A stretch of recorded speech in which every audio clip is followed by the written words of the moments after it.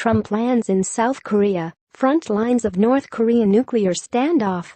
Osan, South Korea, Reuters. U.S. President Donald Trump arrived in South Korea on Tuesday, the closest he has come to the front lines of the nuclear standoff with North Korea, on a visit that could further aggravate tensions with Pyongyang.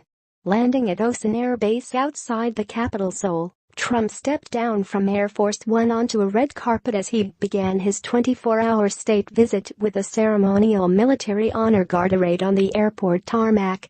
The White House says Trump's trip is intended to demonstrate U.S. resolve over his hardline approach to North Korean nuclear and missile threats, but many in the region fear that further bellicose presidential rhetoric could increase the risk of a devastating military conflict on the Korean peninsula. 3 U.S. aircraft carrier strike groups will conduct exercises together in the Western Pacific in the coming days in a show of force rarely seen in the region, U.S. officials said, as Trump continues his 12-day Asia tour aimed at forging a united front against North Korea and developing trade. Pyongyang's recent nuclear and missile tests in defiance of UN resolutions, and in exchange of bellicose insults between Trump and North Korean leader Kim Jong-un have raised the stakes in the most critical international challenge of Trump's presidency.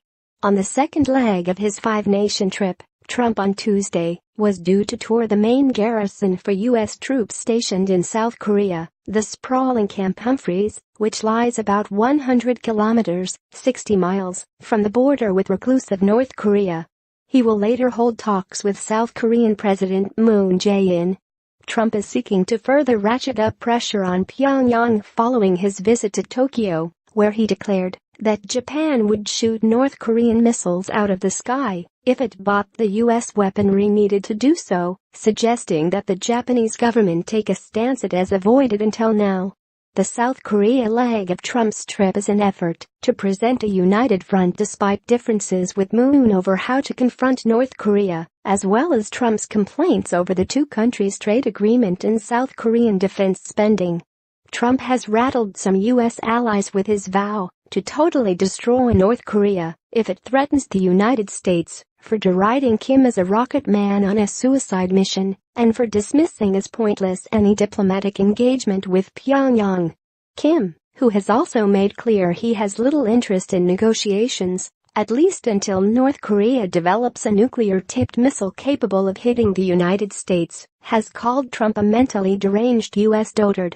Additional reporting by Matt Spatalnik, Christine Kim, Soyoung Kim, James Pearson and Hyun Shin in Seoul, Phil Stewart and Idris Ali in Washington. Writing by Matt Spatalnik, editing by Nick McFly and Michael Perry.